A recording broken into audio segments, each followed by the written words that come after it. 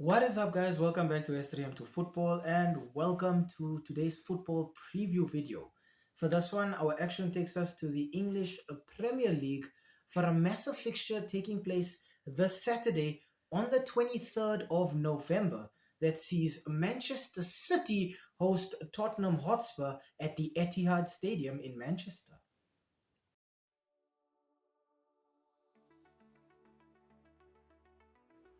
We start off our team analysis here with the home side being Manchester City. The last 5 fixtures for Pep Guardiola's citizens have ended in 1 win and then 4 losses. City's last match was a 2-1 loss away at Brighton and Hove Albion in the English Premier League prior to the international break. In these last 5 fixtures, Manchester City have scored 5 goals, but they've conceded double that with 10 goals. The first player I'd like to talk about for Manchester City has got to be Belgian attacking midfielder Kevin De Bruyne. In 8 appearances, De Bruyne has scored just 1 goal and provided 1 assist.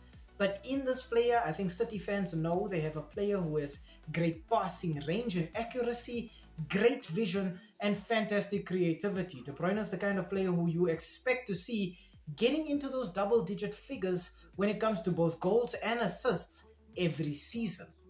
Next up, I want to talk about Croatian central midfielder Mateo Kovacic. In 15 appearances, Kovacic has scored just 3 goals and provided no assists. But in this midfielder, I think City have a player who shows great tackling ability, a lot of aggression when it comes to winning the ball back, and great awareness when it comes to recycling the ball and knowing exactly what to do with it when he has possession of it. And finally, I want to talk about Norwegian centre forward Erling Haaland. In 16 appearances, Haaland has scored 15 goals. And in Erling Haaland, I think Manchester City have a striker who shows tons of physicality. He's very quick, so he's got loads of speed as well. But Erling Haaland has become world renowned for his finishing ability. This is a player who can score as long as you give him the ball in the box. Haaland is going to hit the back of the net. In terms of absentees for Manchester City, I think this team is definitely struggling without Rodri in their midfield. They no longer have that player who just shows so much composure, who's able to cycle the ball, who's able to win it, and who's able to just give them a bit of an added attacking edge from deep in their midfield. But I think Pep Guardiola is still going to be sticking with this 4-1-4-1 formation that City have used in the last few weeks as an attempt to compensate for Rodri not being in that midfield. City look to monopolize possession, keeping the ball, and they try to slice the opposition apart with some incisive passing and patient football. Erling Haaland plays as that number 9, and his job is just to get goals. There's creativity everywhere. The defenders, players like Kyle Walker, and then Guardiola on the other end. In the midfield, players like Kovacic and De Bruyne. Out wide, Bernardo Silva, Phil Foden, Jeremy Doku, doesn't matter. As long as they can create, Erling Haaland will score.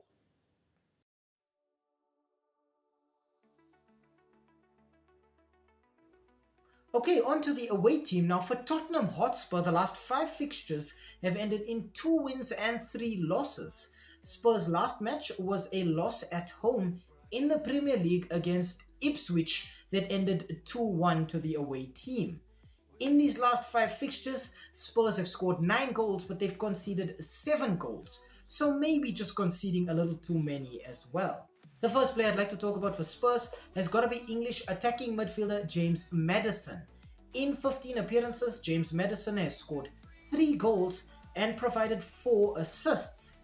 In James Maddison, I think Spurs have a player who shows a lot of creativity, very good vision, and very good dribbling ability. James Maddison can run with that ball at his feet and just dribble through an entire defense.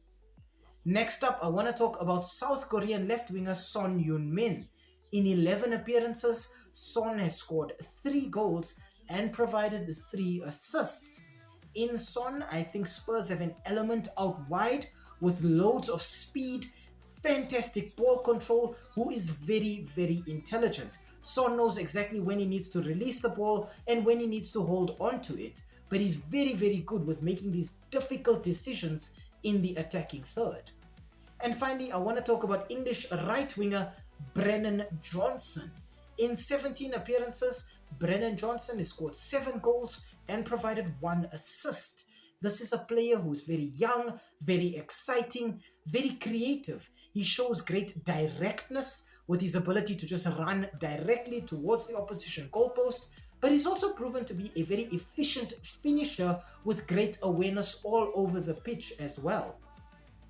In terms of absentees, I think Spurs are definitely still missing Richarlison up front, Van de Ven in the heart of their defense, and they're probably going to be missing Rodrigo Bentancur in the center of their midfield for this one as well.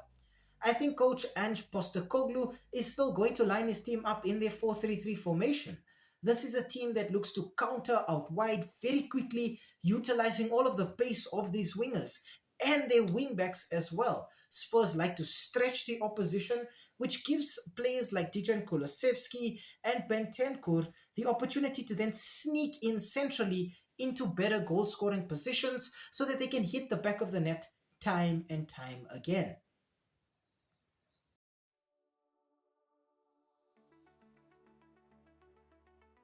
Okay, on to the S3M2 verdict and the head-to-head. Now, the last 5 fixtures between Manchester City and Tottenham Hotspur have ended in 2 wins for City, 2 wins for Spurs, and then 1 draw separating the 2 teams. So it does look like a very evenly matched fixture. In terms of goal output in this fixture, Manchester City have scored 7 goals in their last 5, while Spurs have scored 6 goals. So City edging it out ever so slightly.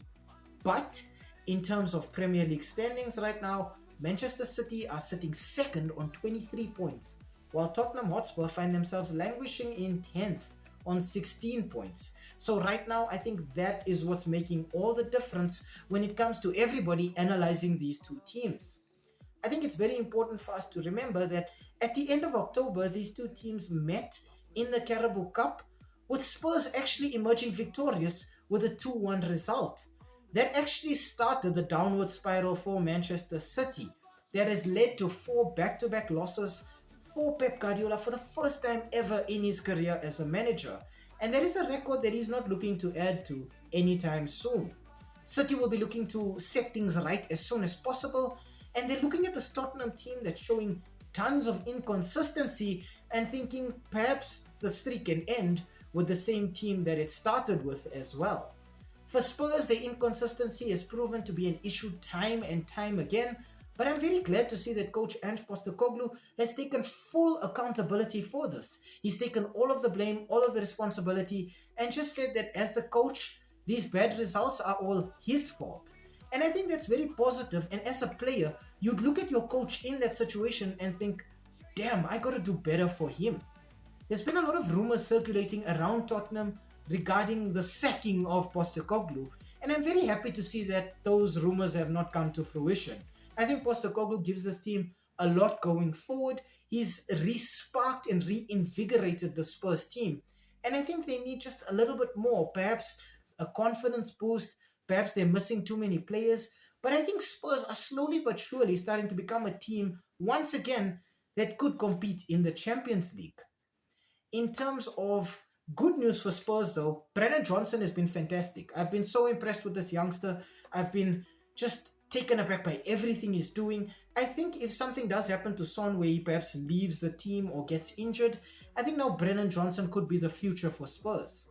If we look at City, I think Erling Haaland is working overtime at centre forward right now. I think City really need a backup striker, and I think that will be very high on Pep Guardiola's wish list in the January transfer window. Looking forward to other matches coming up after this one, Spurs have to host Roma, and then City have to host Feyenoord in European fixtures, and those are some pretty important fixtures for both of these teams.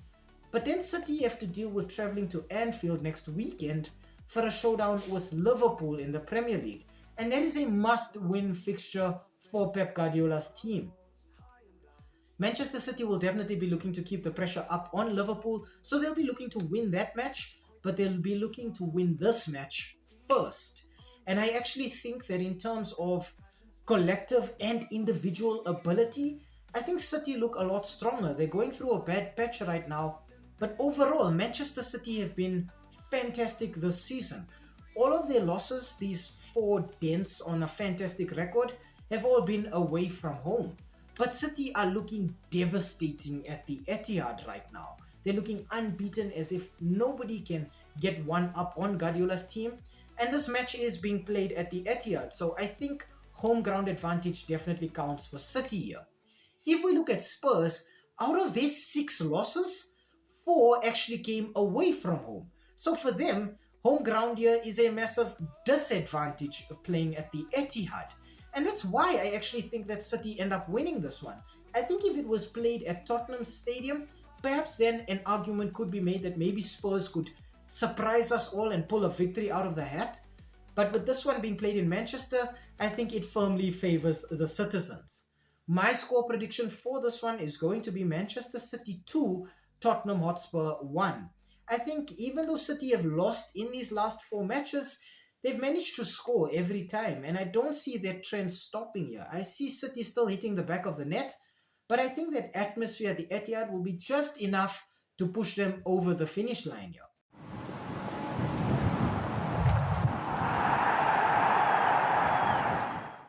Hi, thank you for making it to the end of this video. We really appreciate the watch time and the fact that you took some time out of your day to spend it with us talking about the sport that we all love. If you enjoyed the content, why not, drop a like down below or comment in the comment section. Maybe even consider subscribing to the channel. And I mean, while you are here right now, have a look at some of our old videos too. They should be appearing on the screen right now, along with that subscribe button. So you know exactly what to do. Thank you so much. It really helps with the YouTube algorithm. And have a great day out there. And we hope to see you again very, very soon. Thanks. Stay safe.